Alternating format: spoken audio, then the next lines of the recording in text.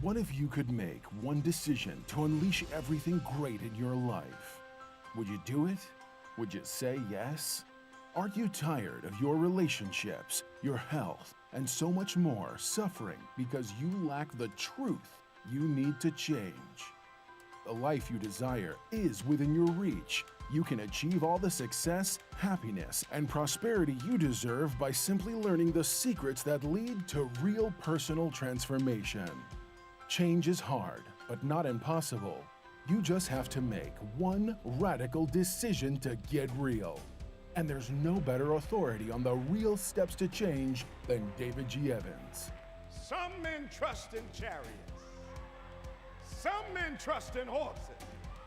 But we will trust in the Lord. David G. Evans is leading the charge to bring you the power to change your life. He is committed to the mission of helping you transform and become a person of power, and it starts with his all-new system to change your situation. At the centerpiece of this life-altering collection is David Evans' groundbreaking training course. From ridiculous to radical to real, this means war. In this series, you will discover the steps to change. This series includes 2 powerful messages, each on winning the battle in your mind and cultivating a language of faith. That's 4 messages, 4 power-filled hours of material. If you want a better marriage, this series has the answers. If you want to achieve financial independence God's way, the secrets in this series will empower you to make it happen. If you want a life of power, anointing, and influence, this series will show you how to get it, and there's more. You're looking for serious, immediate results. So Bishop Evans will also include one of his best-selling messages called Weapon of Warfare. This classic teaching will build you up to start fighting in the spirit for what you deserve. This powerhouse collection, from ridiculous to radical to real, and Weapon of Warfare, will give you all the biblical strategies you need to change anything in your life. This collection will ship to you immediately with your gift today to David G. Evans Ministries. This ministry is revolutionizing the kingdom by empowering believers. Souls are being saved daily, and we need your help to grow this impact in a real way. Call now and sow your seed of just $35 for your transformation to help people around the world. Your $35 love gift goes straight to the front lines of ministry, providing help to those that need it most. Call now. Make the decision to get the power you need to change your life forever. Position yourself to receive from God with Bishop David G. Evans teaching When Men Pray. Have there been times when you have asked someone to pray for you and the prayer has not been answered? Because instead of praying for yourself, you waited until someone else that you thought had more power would pray for you. Prayer is something that you resort to immediately and not as a last resort. You need to learn how to pray preemptively. You need how to pray ahead of time. Don't always be praying in response. Pray proactively. Pray before it happens. Lord, cover my child. Lord, bless my day. Develop your relationship with God with this dynamic teaching on CD or DVD when you write to us. Visit our website or call 1-800-591-8480. Allow God's living waters to wash over you and refresh your soul. You've been praying for yourself when the answer is in praying for other people. While I'm praying for California, God shows up in my house. As kingdom people, with the king in us and us being sovereign ground, we're not governed by the laws of this land, but we're governed by the laws of heaven. He's talking about you going to draw water from the wells of salvation. Where's the well? In you. If we want to release the water, watch this, we don't have to pray for it to come. Where we are now, we pray for it to be released. Release deliverance and transformation in every area of your life through God's living waters. This revitalizing 3-message series can be yours on CD or DVD when you visit our website or call 1-800-591-8480 today. Isn't it time to stop reliving your past hurts and move on to a bright and hopeful future? I have a right to be upset, but I don't have a right to be wounded for the rest of my life. So I choose to be healed. Get rid of the bitter poison that unforgiveness administers to the soul with Bishop David G. Evans. Forgive again, live again. It's a liberating experience, and being able to forgive someone and forgiving yourself. It's liberating. Forgiveness will deliver me in 3 dimensions. From what happened, from who it happened with, from when it happened. Because sometimes you'll get freed from the what, but the who will still have you bound. This highly sought-after 4-part message of healing can be yours on CD or DVD. Act now, and we'll include Bishop's book, Healed Without Scars, with your order absolutely free. All yours when you visit our website or call 1-800-591-8480 today. Adversaries come in many forms, but you will be victorious when you realize that worship is warfare. Adversaries are necessary because without them, you never really discover your purpose. We've accepted what somebody told us we were in our past. So our past is sabotaging our ability to hear instruction. We are not much unlike a battery. The negative is the thing that's needed to produce the power. I empowered you to overcome everything you've overcome up to this present moment. I fixed you for what's going to happen after this. You were in the mind of God long before you were ever born.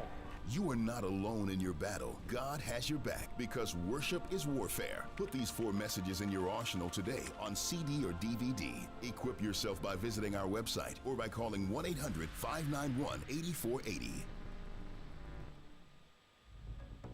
It's now easier than ever to stay connected with David G. Evans and the Bethany Baptist Church family. Follow the ministry and rejoice in all that God is doing by following us on Facebook, Twitter, Instagram, and YouTube.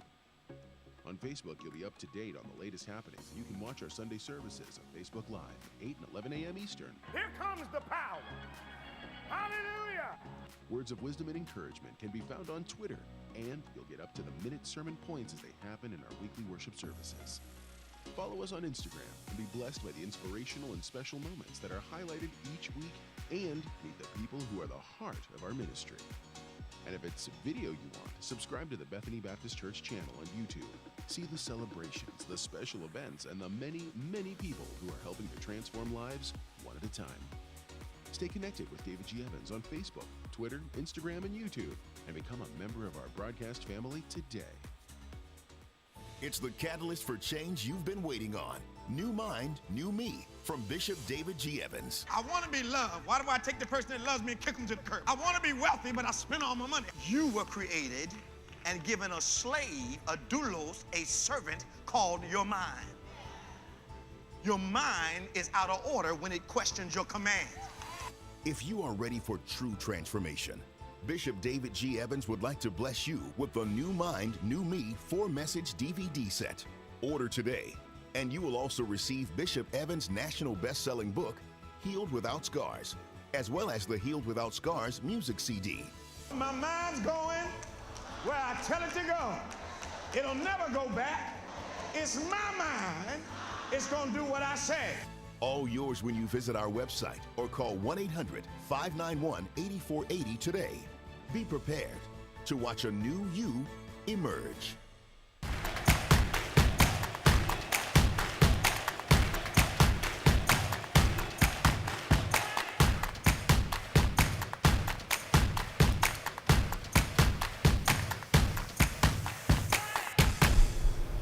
Well, praise the Lord, everybody. Welcome to On Point, the #1 Saturday morning Christian-based call-in talk show in America, live on any smart device at David G. Evans 1, David G. Evans, the #1, any smart device worldwide. We'd love to have you join our conversation. Very stimulating, very pointed, very intentional.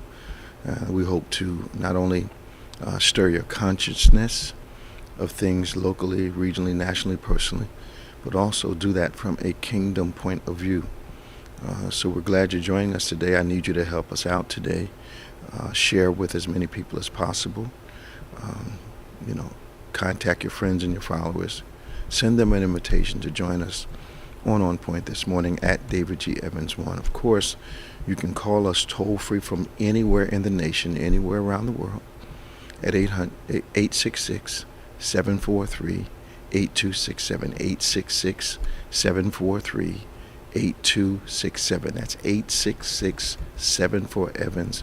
We'd love for you to give us a call as we talk, of course, faith, Jesus, the Word, politics, sports, religion, major current national, regional, and local events as they impact you, but always offering you that kingdom perspective, give you the God view of whatever it is we're facing at this time in our life. So we'd love for you to be a part of this conversation today. We'd love for you to invite those that you are concerned about, those that you know have been looking for this type of conversation around current things, but from a biblical point of view.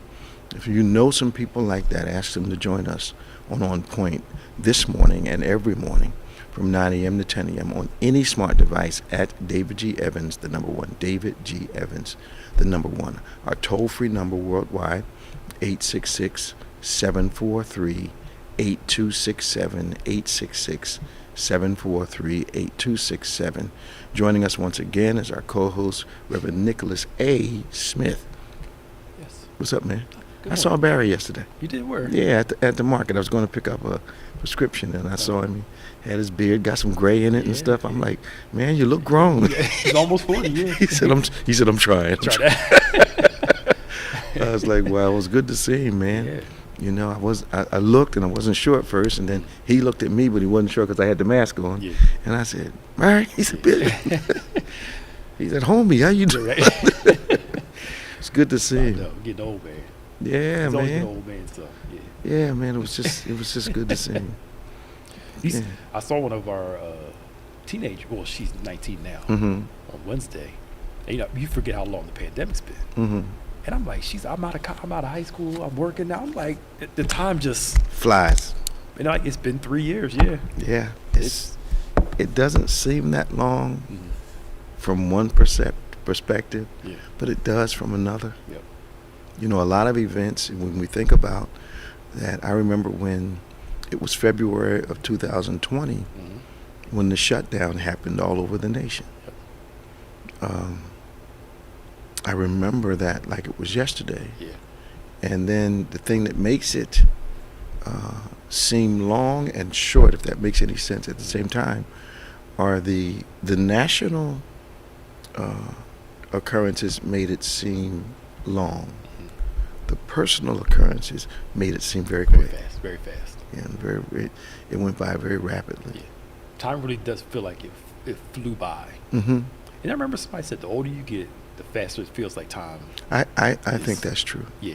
You know, because I find that the weeks are actually racing by. Mm-hmm. You know, and I guess when we're young, I know when I was 15, 16, thought I had all time in the world. Felt like time moved like my Oh license. yeah, man. Nothing happened when I wanted it to. And now I'm pressed by the things that are demanding Mhm. my presence and my attention to time. They seem to come very rapidly. Yes. Responsibility will do Well, that. we'll do that. Yeah. The tyranny of necessity. Yes. Yeah. I yeah. tell these kids now, don't rush to grow up. They Wow. were right when they told us that. They, man. You want to be Yeah, grown, man. Yeah, slow man. down. You don't want to get grown too Yeah, fast. Enjoy your teen years. Yes, sir. And Don't waste them. wait, don't waste them. Because when time hits, It comes with yes, responsibility. and every mistake becomes more crucial the Mhm. older you get. Yeah. And time is it doesn't wait for us. Mm-hmm. You know, and the responsibility that comes embedded in it does not wait for us. Yep. So true. It's like when we see Enoch and Methuselah's born, it changes his whole life. Yep. You know, he's just strolling along, and then Mhm. bang, here comes Something Methuselah. happens. Yeah. And then that significant event Mhm. that causes us to be better, or at least to be more aware of the need to be better stewards of time. Yes. And if the pandemic hasn't taught us that, I don't know what we're missing, because to value time, Mhm. to value life, Mm-hmm. you know, an appreciation for what's going on, considering how a lot of people have suffered during this Yeah, time frame. yeah. You know, and all of us have experienced our own form of it. Yeah. But But we've become You so know. emotionally siloed, Pastor Nick. yeah, almost think that we've developed a shell so we will not have to have or use our feeling for someone else. Mm-hmm. It's almost like we've siloed ourselves emotionally and physically. And I think that the pandemic brought out in the nation what was already happening. Mm-hmm. The pandemic just kind of signed the siloing mindset. Yeah. But I think based upon how there has been such a significant loss of love for your brother, love one another, I think we've been siloing ourselves emotionally for a long time. Yeah. Our selfishness was radically revealed. Yes. During this time frame. Yes. And very uncomplimentary. Yes. You know. I saw somebody talk about help me out. This sounds crazy to me. Okay. Somebody put this out there. I saw it yesterday. Talking about how getting COVID will give you the same immunity as the actual shot, which is we knew had been proven that if you get COVID, your immunity system goes up. No. And talking about the antibodies. Yeah. The antibodies. But they scientifically have shown the antibodies. They will increase. They will increase. Yeah. But and he kind of brought it up like the whole love your neighbor thing. And I'm like, so you're basically telling people, don't get the vaccine. Go get COVID and risk dying to build your antibodies. I'm like, and this was a pastor that said this. I'm like, that's stupid. I don't care who he was. That was stupid. That was just stupid. Feel how you want to feel about the vaccine. Don't volunteer to get It's a rationalization for irresponsibility. Yeah. The other thing is that the flu has proven to us continually that you can catch the flu, get immunity, and it does not stop you from getting another strain of the flu. That's the dumbest rationalization I've heard in a long time. Because your antibodies only last, if you get COVID, for maybe, 3 to 6 months? Well, here's the thing. It goes back down? Here's the thing. How many times have people caught colds? Over and over again. You would think after you caught 30 of those in your life, you'd be immune to it if that theory made sense. Right. It doesn't. Right.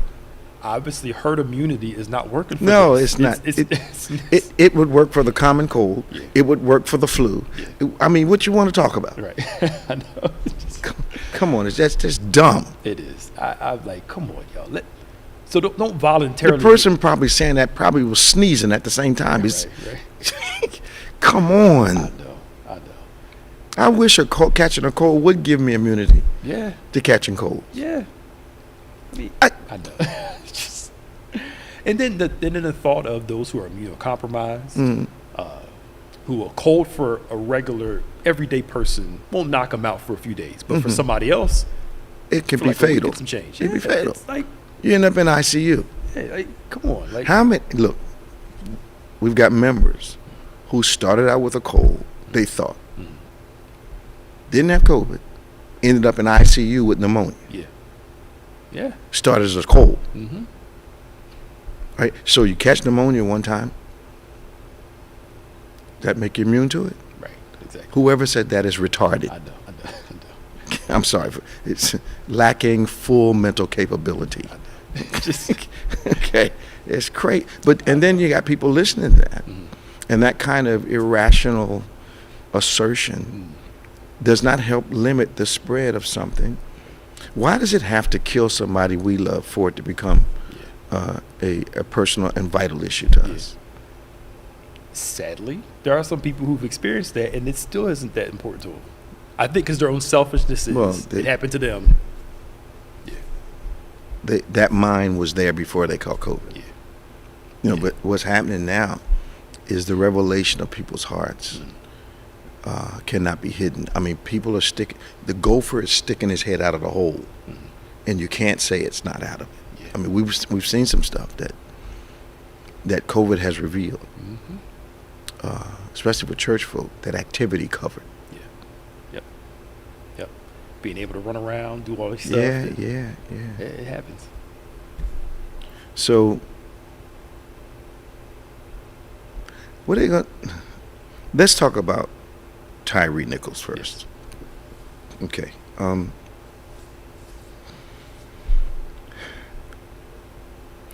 When I talk about this, it's hard for me not to be emotional about it because I forced myself to watch about. Let me be as accurate as I can be, about a minute of the tape. And the purposed brutality on a human being that could offer no resistance. And 4 human beings initially taking shots at him physically when he was incapable of responding showed me a distinct A, lack of heart, B, lack of identity. Those guys forgot what community they came from. Yeah. I mean, if you're laughing about it, taking pictures and sending it to people, texting it to people. I heard that part. That's cruel. That's egregious. It's cruel. sadistic, actually. Yeah. And watch this. I don't think any of that, what we saw, was the first time for these guys. No. I don't think it's the first time they sent a picture to somebody that who's behind they whipped, and thought that they had some folk that would help kind of celebrate that kind of violence and injustice.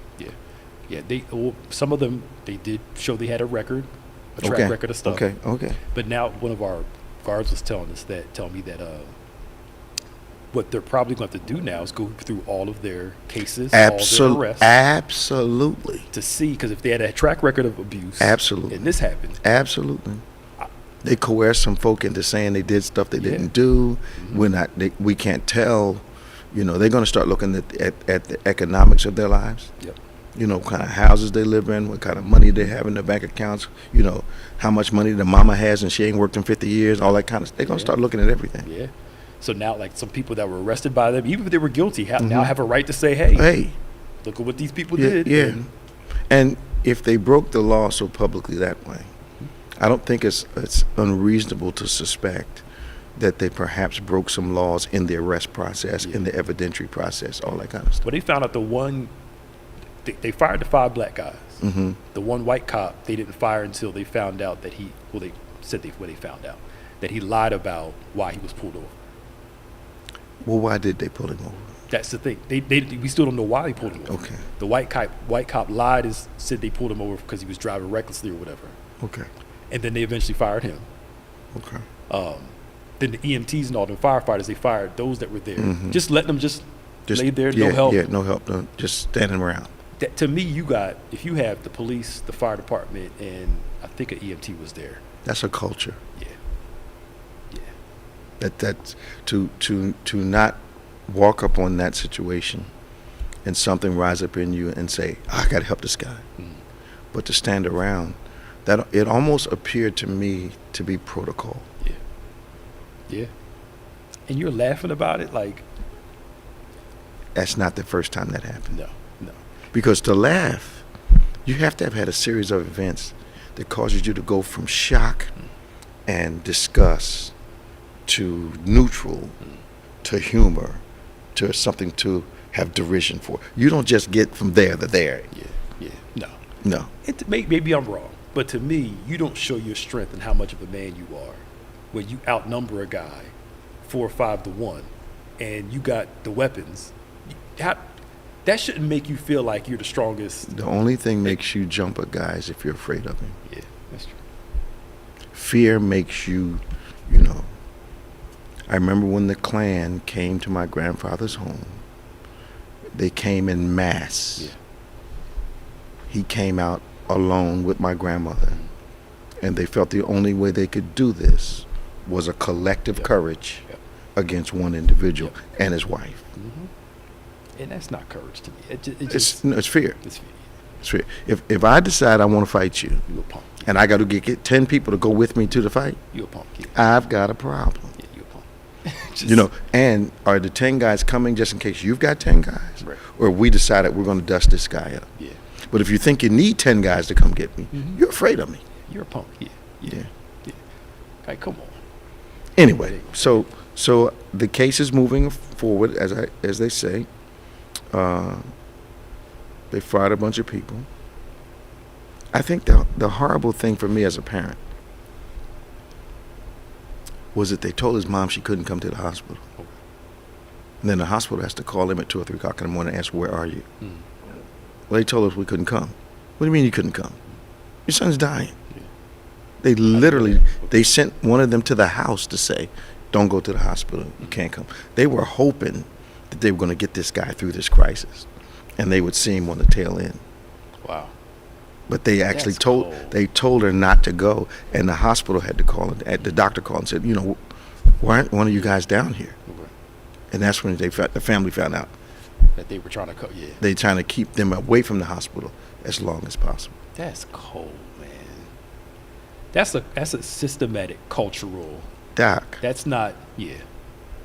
this was sort of a first time incident. No way you could convince me of that. No. So the teacher that was shot by the 6-year-old warned school administrators 3 times about this boy? They said this boy was threatening people for a while. I think he drew a picture of her like on fire or something like that. Yeah. And she told them, I need you guys to search him. They searched him but didn't look in his backpack. They didn't look at other places. Well, what's the need of searching him? You don't look in his bag. Exactly. And she told them, this boy's been talking about this. So now, of course, she's suing the department. They fired the She principal. needs to. Yeah. She needs to. They didn't protect her at all. I'm the deadness of the national heart. Were 60 mass shootings in the month of January is almost normalized, is very frightening to me. Mm-hmm. But the other thing that shocks me is they've got a number on what is a mass shooting now, because statistically, one person dying is not that big of a national deal. Yeah. Yeah. 2 people getting shot. Now, it's only 4 more, Yeah. that we think merits national attention. Yeah. It's incredible to me. It's insane.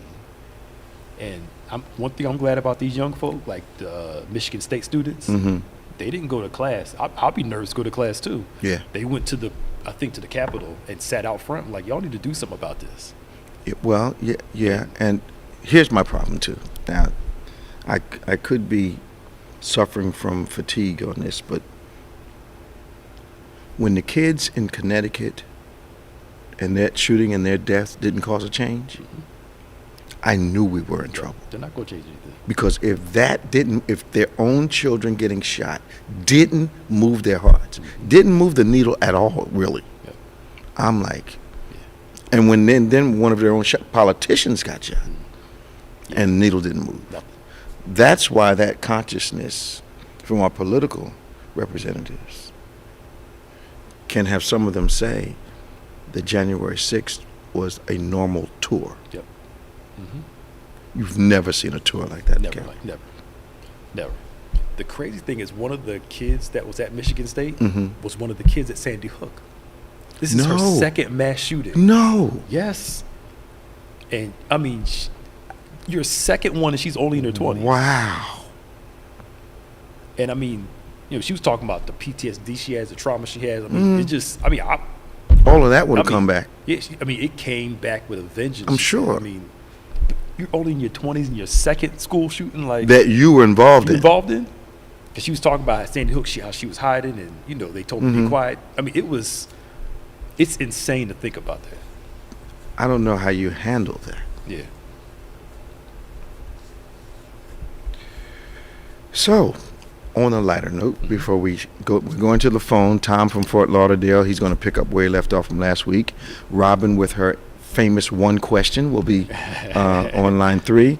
You can give us a call. This is On Point, 866-743-8267. That's 866-743-8267. Give us a call. We'd love to talk to you. Toll free around the world. Get involved in this conversation. Tell us what you think. From a biblical point of view, Pastor Nick, and something I'm going to touch on a little bit tomorrow, so I won't get into it much. There has been a national loss of heart. Yeah. God is on our currency, but it's certainly not in our national heart. Yeah. Because, 1 John is saying, if you can't love your brother, you can't possibly have God as a relational God. Yep. And I'm not sure people understand that. Ooh. And that love your brother is not just who you're related to. Yeah. That's humanity. Yeah. how many sermons have we heard collectively at large, not just in talking about individuals, but at large, about love? Nobody talks how we about treat people. It's almost like that's foundational. Let's teach on something else. Yeah, well, rather than it ain't. If you say you're gonna have a love conference, not a lot of people come. No. If you say you're gonna do a sermon series on love, you have to really, really, really, really sell the interest in what the power of love is and all that kind of stuff, because people don't get excited when you say, "Come on, let's talk about love." Yeah. But I mean, but it's, well, as you, I'm sure, it's so foundation. It's the foundation to everything. Not the foundation that's taught historically. It's mentioned. Yeah. It's almost cliche. Yeah. But to practice it, you need the Holy Ghost for real to practice it. To practice God's love? Oh, yeah, absolutely. You need the Holy Ghost for real. Yeah. And maybe that's why we don't talk about it, because we don't practice it. Yeah. And there's so many layers of it. It's like math. You start off elementary. You don't stop math through school. It's just you learn the depths of... Maturity is supposed to produce a more intense love. Yes. And you mine it and learn more about it. Well, if God is love, everything he does is connected to love. So how can you... And love has the power to do what God does. Yeah, you can't separate the two. Yeah, but we got them separate. Yeah. I can love you and hate somebody else. Yes, that's true. First John says that is absolutely impossible. You either got the love or you don't have God. That's what, the book is pretty clear. Very much clear. Very much clear. We got Tom from Fort Lauderdale. We have Robin from Newcastle, Delaware. We have Danny from Lauderhill. Let's go to Tom. Good morning, Tom. How you doing? Good morning, Bishop. How you doing, Pastor? Hey, Tom. Doing good, man. Great to hear from you. What's your comment today? I know you have them.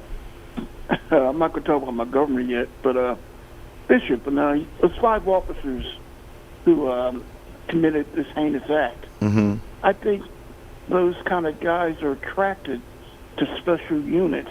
And I also think special units seeks out those aggressive type folk to carry the job out. So it's a bigger problem than those 5 guys. Oh, absolutely. It's culture. Yeah. It's culture and they needed 5 guys that didn't mind abusing their own community. Exactly. Yes. I think they actually recruited that way. And they thought they had immunity because they were. Yep. Because there's no way you could do that. So and what it shows me, Tom, and you can tell me if you agree or disagree with this, the public nature of what they did shows me that behavior has been compensated for in the past. Oh yes, I believe it. Okay. Totally. Okay. And the eye is not on them as much, just because they're black. Also, they don't get the same scrutiny. Yeah. Now, this is something a little different from what I saw. Not that Pastor Nick saw this. The Dominicans versus Fox. The Dominican boat company, with the company that makes the Dominion. Yeah. Man, Fox is in trouble because they have tapes, they have texts that these guys knew and understood, and behind closed doors were laughing at Trump and his cronies, and were thinking the exact same thing we all thought, even though they pushed the line. Dominion's suing them for some money. Like billions. Yeah. And they got them cold to rights because they have them on tape, knowing that Trump lost the election, knowing that Giuliani was off his rocker. They have these guys on tapes, texts, Hannity sitting back laughing, going, she's a nut, or this one's crazy. So they knew, and that's the part they're going to lose in court, because you can always say somebody did something if you don't know any better. But if you know better and put it out there, that's when they got them. Yeah. Rupert Murdoch, he owns Fox, right? Yeah. Yeah. Now he is a billionaire, but billionaires don't like losing billions. Right. See, now they gotta throw you a couple $1 million, 10 here, maybe 100 here. Don't like to, but here, take this and go away. But billionaires do not like losing billions, and these guys are going after billions, and they don't want a payment plan. Yep. And I can see where he's saying that Fox is going after Giuliani, calling him an idiot, calling him insane. Oh, they turning on each other now? They're turning on each other now. Oh, What's that Psalm 155, either Psalm 109 says, divide their tongues, O Lord? Yeah, they're turning on each other. Oh, wow. They're throwing each other under the bus now. Yeah, because of... Yeah, because, the suits are not going to stop. No. I think they're going to probably sue some of these individuals. Mm-hmm. So I think they are suing Giuliani. Mm-hmm. They're suing Fox. Mm-hmm. I think they're trying to come after Trump, too. Well, yeah. Yeah. So, and I don't blame them, because what they tried to do was ruin their company. Mm-hmm. They tried to ruin their company. They did. Yep. Yeah. Bishop and our illustrious governor down here, he's attacking teachers now. Yeah, I heard. About these books, because he's blaming them. And it kind of starts off because of, supposedly, Roberto Clemente has a book that's being banned. But Why? since he's Spanish, that's the whole point. The governor's like, well, that man it falls under his policy. But since his voting bloc is so Cuban, something I heard on the news this morning about that voting bloc. Don't tell me they're making an exception for that book. Oh, yes, they are. And because that voting bloc 4 years ago has won 20% in the favor of our governor. So they are, with Puerto Ricans and Cubans are voting for this guy. So now all of a sudden, it's okay, this book, and he's blaming teachers for going too far with this whole book thing. One of the problems with teachers, because the teachers are going after him, they're afraid to pick any book up, because if they pick a book up that has any sexual overtones, they can be fired or they can be reprimanded. And they're afraid to teach on agendas that they've already been teaching for years. So, it's kind of crazy down here in this land of sun. But I think what we have to do as a culture is to multitask. We have to learn how to multitask, because some of this education stuff, as a national story, is designed to get our eyes or our focus off the violent stuff, and lessen the intensity. We need to know. We need to be unified enough to be intense in more than one area or more than one focus at a time. So we can't do less with this, police and gun violence and community violence, and so we can slip over and really press on the education. We've got to be able to hit a couple pedals at the same time. And if you notice, from a national perspective, the intensity can happen for one issue, and then another issue totally different will draw us away. And then when we try to go back, we're out of step with the process that had our attention a month ago. We don't want to lose focus of this, because it keeps happening to us. We get really intense about the police violence, and then we lose it. And then something else happens, we get it, and we lose it. But in each situation, you'll see there's some other national issue that comes up and takes our attention away. And I think sometimes politicians depend on that. Absolutely. Even the whole way they break news. If you want to break bad news, do it on Friday or Saturday morning, so it misses the news cycle. The good news you want to break on Monday. You manage the cycle. You manage the cycle. Yeah. And we need to learn how to work in and manage that cycle. A lot of times, Pastor Nick, I think where we fall short is if we think we're right, we don't need strategy. But you need to manage being right. Yes. Yep. Yeah. That's true. Some of the craziest strategy, I think, was accidental, was when the president kind of talked about the Social Security, and he caught the Republicans. Yeah, man. Kind of caught him in a lie, man. Caught him in a lie. Yeah, But you know what? I think it was the best rebuttal of all time when he kind of put him on the spot and told him, so we're not going to vote no, we're going to vote yes, basically. You know, and you don't want the senior juggernaut to wake up. Yeah. You know. It's like waking up the minority juggernaut. You don't want the senior juggernaut to wake up because there's a whole lot of seniors. Yeah. Yep. Like 33 million of them. Yep. Yeah. Yep. And Bishop, Sleepy Joe wasn't so sleepy. No, he wasn't at all. Thank you, Tom. Hey, take care. Talk to you.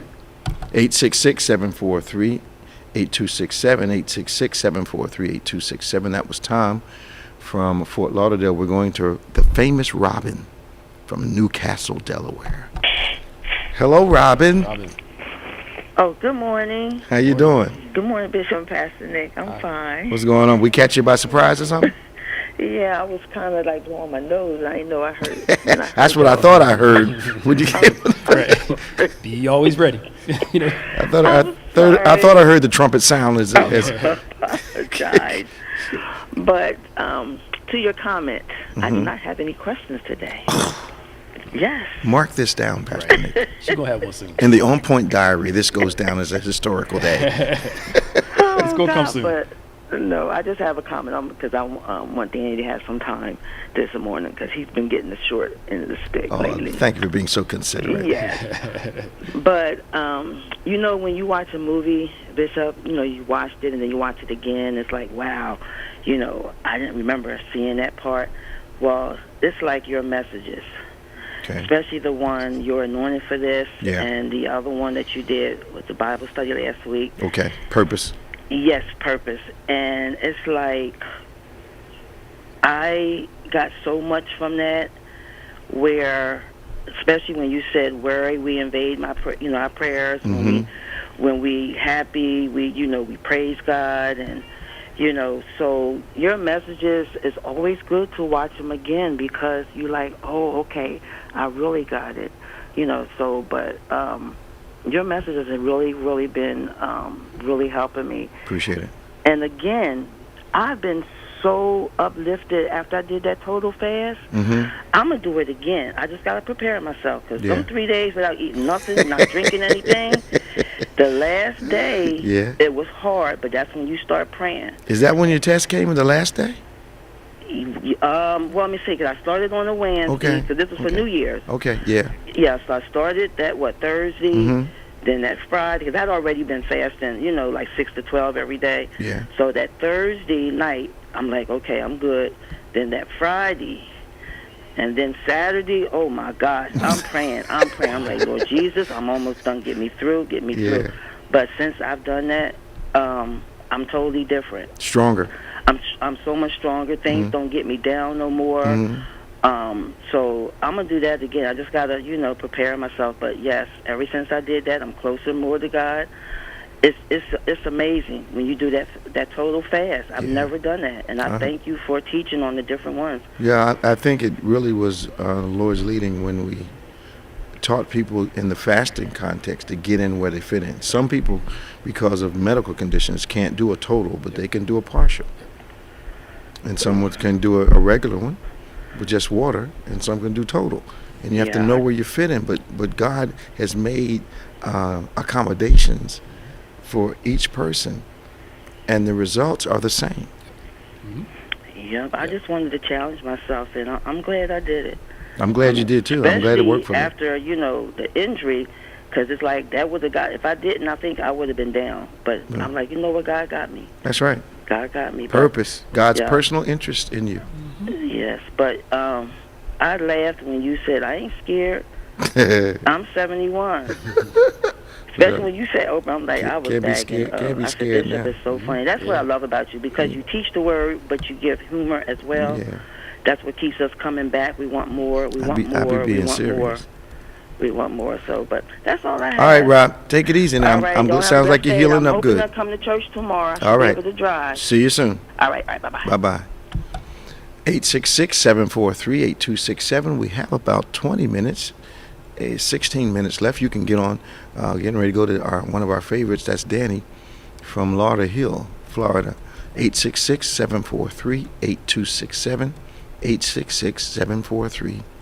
8267, toll free, anywhere in the world. This is On Point. Let's go to Danny. Hey, Danny, how you doing? Good morning, Bishop, Pastor Nick, staff. How y'all doing today? How's it going in Florida? Great. I won't mention the weather. I'll leave that subject alone. So it must be warm, and you see us in our sweaters and our hoodies and stuff. So we're glad you're enjoying the warm weather. I understand that you're kind of cool today. Yes, it is. We got teased this week. We were in the 60s for 2 days, Wow. and then it dropped. Okay. But this is February, so you know. Yeah, well, it's February here, and we're in the 80s once again. So I feel for you. You know, your governor seems to be hot too in the 80s. He seems to be on fire. A button that he keeps pushing, and we need to keep an eye on it. His main attack now is education. He wants to be the controller of what we think, of what we do, and how we're educated. Okay, let me ask you a question, Dan. So that's very obvious. Why isn't your state reacting in a way as though they're not in favor of that? The thing that is not receiving national attention, there was a march on Tallahassee this week. Yeah, we saw it. I saw it on the news several times. And they gave very light coverage of it. Down there? Yeah. Well, they're running it up here. Good. I'm glad to hear that. And it's certain things that we do not do that we used to do. Mm-hmm. And I have to thank you for encouraging, like me, at work instead of talking about foolishness. Talk about things that are educational. Sure. And what have you. I share with the younger generation what I learn from them, they learn from me. Like there's new terms and things like that they use, and tell them how it used to be and where we came from. Okay. And what have you. And all of the inventions and things like that. I said, well, I didn't know, this person did this or that, It's pretty smart. I said, yeah, that's good, but not having a first-class education, we have a third-class education, but we have a first-class sense to do things. I like that. And to make it. And by that also is that, Bishop, before we went to school, we had to know something to basics about learning and what have you. We knew to listen and to learn. Right. But I can't say that for now because kids are going to school. They don't want to learn. It's like the focus is the ability to focus has been hurt. It has been. Yeah. Okay, and I'm not sure if it's not these electronics that have done it at an early age that's causing these kids not to be able to focus on something, having trouble reading, because you do have to be able to stay, keep yourself focused in order to read, in order to study, in order to follow on the board. Right. I don't know whether them, being babysat by devices from the time they're 6 months or so, if that has... And they decide what they watch, what they read, and what have you. The parents are not in control. By that, what I mean is that we came up in a time where we didn't have the books and things like the TV and all these other things to go ahead to be educated. But we had what we're told were storytellers. Yeah. They would educate us by telling us stories about these inventors, these different people. I'm not sure families practice the oral tradition much anymore. Not like they used to. Exactly. Because one of the big things when I was growing up was at like the family dinners was, the kids weren't supposed to be in there with the grown folk, but you could sit on the edge and kind of listen to the stories. And they would start talking about historical things that happened then. And that's how we learned from them, that was Aunt so-and-so, that was Brother so-and-so, that was Uncle this. But we learned history of the family sitting in those dinners after it was over, after they got finished laughing about who got a beating about so-and-so and so-and-so. Right. Talk about how crazy the kids are. Yeah. Then we started hearing them things. And you would get some history that you didn't know. Yeah, it's like here in Florida, I can use that, because that's the system that I grew up under, is that everyone thinks that we just all of a sudden appeared here. We get no credit for being pioneers here. Yeah. Living on the beach. but then forced off of the beach inland. Mm-hmm. And it's just like Florida, Miami Beach, all these different places. Who built them? Yeah. Where are the construction workers? Where all these other people come from? Mm-hmm. But we get no credit for it at all. And then the fact is, I found out that made me upset, is that my younger kids, it's Black History Month, Yeah. and they can't find the books they want to study, but the books have been taken off of the shelf when it comes to us. It's amazing how intentional this is to want to eliminate the parts of history that are absolutely essential to understanding how we became who we are. And now it's offensive. Our own history is offensive now. Yeah. Or you don't want people to think badly of the nation because we went through a series of events that proved how low and how great we could be. Yeah. And are our children so sensitive now that they can't? I mean, so does this mean, and this may be a little extreme, does this mean that these same parents who don't want the national process spoken of also hide from their own children the struggles that they had historically in their families? Mm-hmm. You talking about the black family? I'm talking about black, white, yeah. and Mm-hmm. It seems like from one side, they don't want their kids to know about the stuff their ancestors did. well, they need to. Their thought is, it makes me uncomfortable, so my kids shouldn't have to learn it. Well, we need to be uncomfortable Right. sometimes. Yeah, but imagine how the people who are on the other side, experiencing the actual discomfort, feel about going through it. Y'all just talking about it. We're dealing with it. I tell our, especially African American parents, you teach your children the truth about Black history. That's right. Yes. You go by the Yes. books. Yes. Don't rely on, because when I was growing There up, you the go. school I went to, we just learned about Jesse Owens, Malcolm X. You know, Those are The main those are the figures. main ones. but you have to really dig in yourself to learn about everything else. But I think this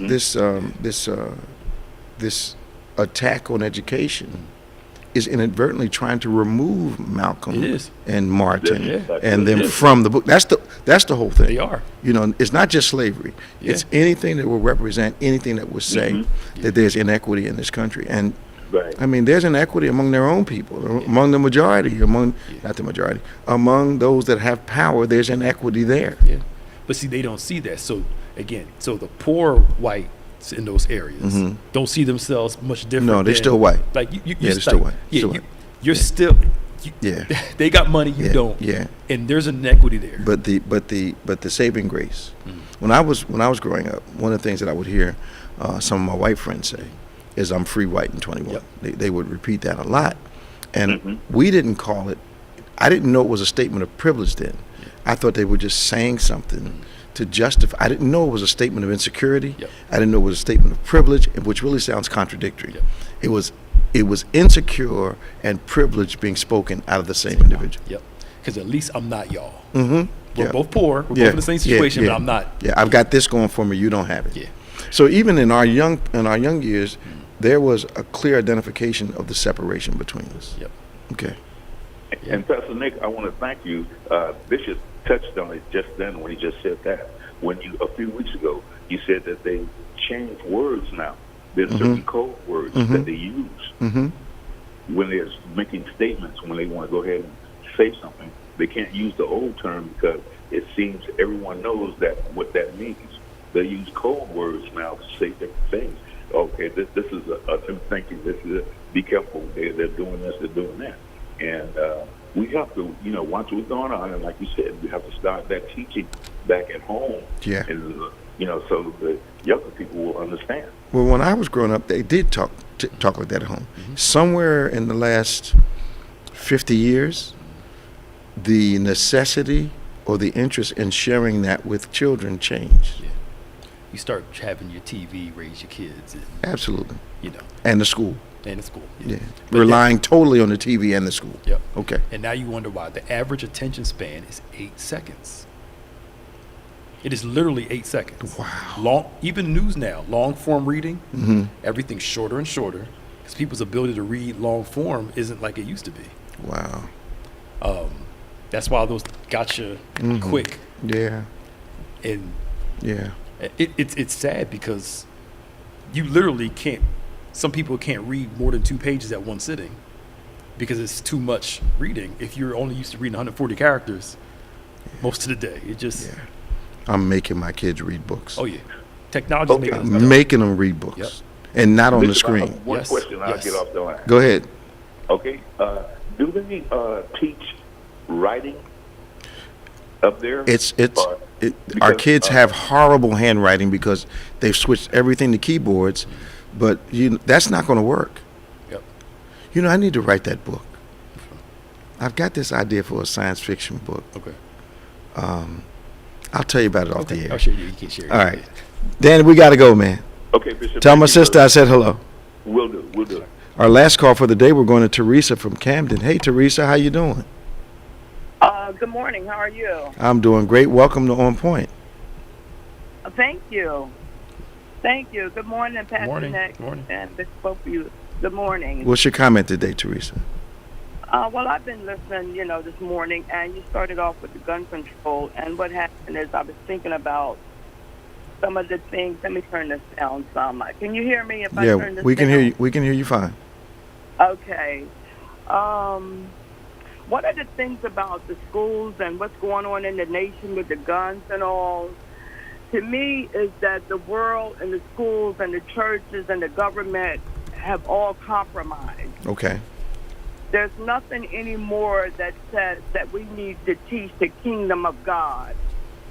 And until that has started to be preached again, I do believe that the world is going to continue to have this gun shootings and impacting government buildings and everything else that would come against what the Word of God says. Mm-hmm. How do we do that? Right now, the world has no fear of the Lord or of God. Mm-hmm. Everything is fear of disease, fear of discrimination, fear of anything under the sun except the fear of the Lord. Okay. Can you hear me? Yeah, we can hear you. We're listening to you, Teresa. Okay. And, that the compromise is going on. And I think that as far as fasting, I think the whole nation, the whole world should fast for one day or for a week or something to bring things back to some kind of normalcy so that we can get back in touch with what's going on collectively and individually with ourselves. What are we really doing? I think that if the Bible is right, and I think that What it is is. my comment? Yeah. No. I got your comment. I think that the Bible is right, and I believe that it is when it says judgment begins at the house of God. And since the mandate for judgment begins at the house of God, that means the action for correction in the world begins with God's house. Now, that means that the body of Christ is going to have a problem because we're having difficulty being collective concerning our that's what I'm saying, Teresa. You're not listening to me. The church, we already have a collective problem believing in a unified manner who Jesus is. We can't get past some very fundamentals. So to have a national fast day would be an incredible thing to do. But I'm not confident that there are not those within the body who believe that fasting is passé or old-fashioned or out of date. So there are spiritual disciplines that can absolutely impact the world, I believe, that if we would be united on them, because judgment begins at the house of God, so responsibility begins at God's house, we could affect some international change. But we're running out of time. We're running out of time, Teresa. Would you call us back next week? Sure, no problem. All right. I'd love to. All right. I'll talk to you some more then. Okay, but I think one last thing. No, we got to go, Teresa. We got to go. Okay. All right. Bye-bye. We want to thank everybody for joining us today. Teresa and Tom and Danny and Robin, those of you that wrote in on Facebook, thank you for joining the conversation today. I'm going to invite you once again to join us tomorrow in our worship experiences. Our 8 a.m. service is virtual. You will absolutely enjoy it. Our 11 a.m. service is live in our sanctuary. It is outstanding. You need to come, experience the worship, the atmosphere, the move of God, the power of God. We're going to share some testimonies from our anointing services with you tomorrow. Some things that I think will really encourage your heart and your faith. Some of the things that we're going to hear, the wording that came from the system will impact you, because this biblical wording that they didn't even realize in the victories and the positive decisions and healings and all that our members are experiencing now in this new wave of glory. You want to be a part of what God is doing here at Bethany Church. You want to make it your business to come and be with us on Wednesday nights at 7. If you get here a little later, you're fine. Worship starts at 7. We normally start the word at about 7:20, 7:25. You want to be with us not only virtually on Sunday, but 11 o'clock.